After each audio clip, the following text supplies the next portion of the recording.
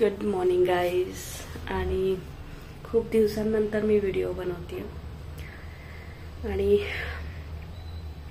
नवीन दिवसाच्या खूप खूप शुभेच्छा तुम्हाला. तुमच्या मनातल्या सगळ्या चांगल्या इच्छा पूर्ण होऊ देत आणि देव सदैव तुमच्या पाठीशी असू देत. सो आज मी बनवतेय शेपूची भाजी, जी की ऑलरेडी बनवून झाली आहे. चपात्या करायच्यात आणि मी इडलीचं पीठ बनवायची तयारी करते. एक मिनिट दाखवते तुम्हाला. मला माझ्या चेहऱ्यावरनं दिसत असेल की माझी तब्येत खूप ठीक नव्हती, म्हणूनच माझे व्हिडिओ येत नव्हते. सो एका पातेल्यामध्ये मी 3 वाट्या तांदूळ घेतलेले आहे आणि 1 वाटी उडदाची डाळ. मी ह्याच प्रमाणात डोस्यासाठी किंवा इडलीसाठी बॅटर बनवते. 1 वाटी, ज्या वाटीने आपण तांदूळ मोजून घेतलेले आहेत त्याच वाटीने 3 वाट्या तांदूळ, 1 वाटी उडदाची डाळ, 1 वाटी पोहे, थोडेसे चण्याची डाळ आणि मेथीचे दाणे 1 टेबलस्पून असं स्वच्छ धुवून घ्यायचं. कारण की ह्याचे इडलीचे किंवा डोस्याचे जे तांदूळ असतात ना, ते थोडेसे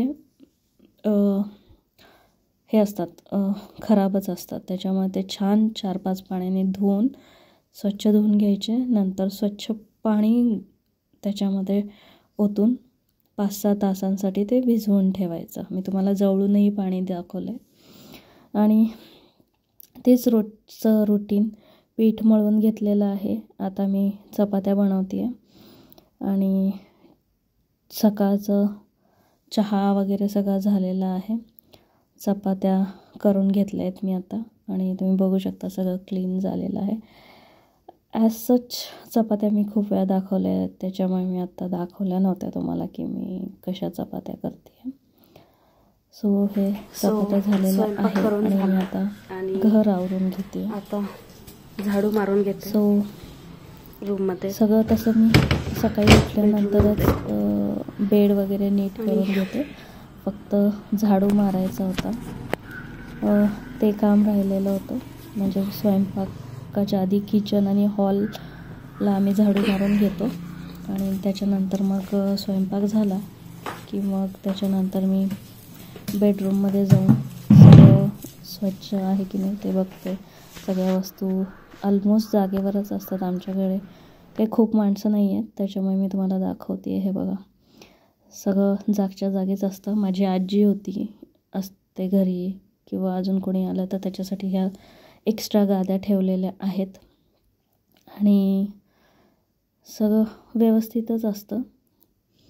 उठल्यानंतर आम्ही बेड वगैरे नीट केलेलेच असतात, त्याच्यामुळे काही एवढं काही सामान नसतं आवराआवरी करायला. ज्यांच्या घरी लहान मुलं असतात त्यांना खूप आवरायला लागतं. आणि आम्ही काल फंक्शनला गेलो होतो, सो तिथे ते साडी वगैरे ठेवली होती. सो हे झालेलं आहे आणि ही माझी बेडरूम आहे. मी कपड्यांच्या घड्या घालून ठेवल्या होत्या, बेडशीट्स वगैरे धुतले होते. हे माझं टेरेस, ते पण क्लीनच होतं. आणि आता मी रेडी होऊन ऑफिसला चालली आहे. खूप पटापटा रेकॉर्ड केलं आणि हे डायरेक्टली ऑफिसला पोहोचली आहे मी. आणि किती बरं असतं ना, मी जसं तुम्हाला फास्ट फॉरवर्डमध्ये 1 मिनटामध्ये दाखवते आहे.